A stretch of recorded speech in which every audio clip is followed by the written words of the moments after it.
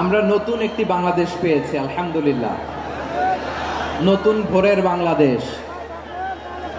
এখন আমাদেরকে ঐক্যবদ্ধ থাকতে হবে, বিচ্ছিন্ন থাকলে হবে না, ঠিক কিনা? আমি প্রায় বলি, যখন আমরা একা থাকি তখন আমরা ব্যক্তি, যখন আমরা সবাই মিলি তখন আমরা শক্তি।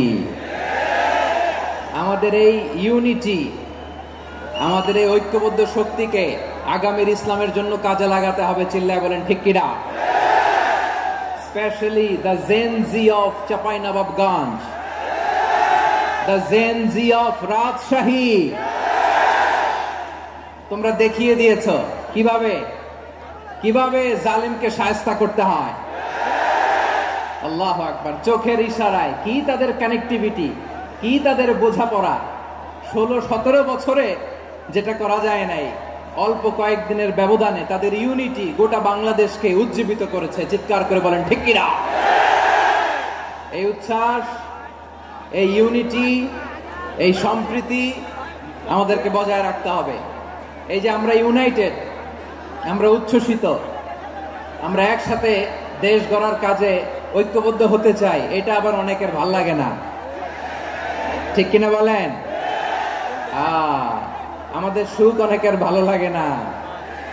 নানামুখী ষড়যন্ত্র।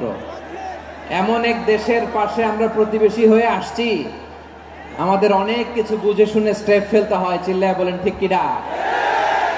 আমরা যদি ঐক্যবদ্ধ থাকতে পারি, কেউ আমাদের কিছু করতে পারবে না। এজন্য আগামীর বাংলাদেশ ঐক্যবদ্ধ বাংলাদেশ।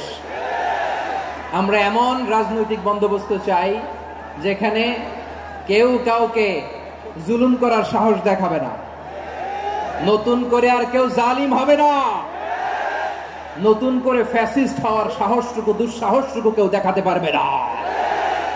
এরকম বাংলাদেশ আমরা চাই কি চাই না? আওয়াজ করে আপনার মতামত জানান দেন। এরকম নতুন ভোরের বাংলাদেশ আমরা চাই কি চাই না? কারা কারা চাই হাত তুলে আল্লাহরে দেখায়।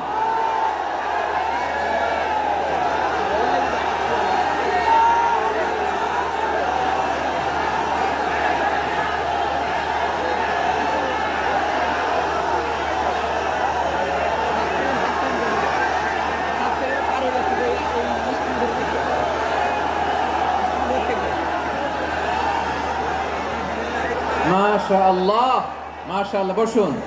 বসুন আমার চাঁপাইনবাবগঞ্জের ভাইয়েরা। আমরা স্বাধীনতার পর থেকে এটাই দেখেছি, লুটপাট, দুর্নীতি, মারামারি, দেশের টাকা পাচার, আছে না নাই?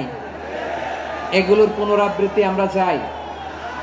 নতুন ভোরের বাংলাদেশে এগুলোর পুনরাবৃত্তি না হোক। জোরে বলেন ঠিক কিনা? আমাদের বিশ্ববিদ্যালয়ের ক্যাম্পাসগুলোতে রিসার্চ হোক, উন্নত মানের রিসার্চ, গবেষণা হোক, যেরকম আমরা অন্যান্য দেশে দেখি। যেই ছাত্রদের হাতে কলম লেগেছে, ওই হাতে অস্ত্রের স্পর্শ না লাগুক। চিল্লায় বলেন ঠিক কিনা? আমরা নতুন ভোরের বাংলাদেশে বুক বাঁধা স্বপ্ন নিয়ে সামনে আগাতে চাই।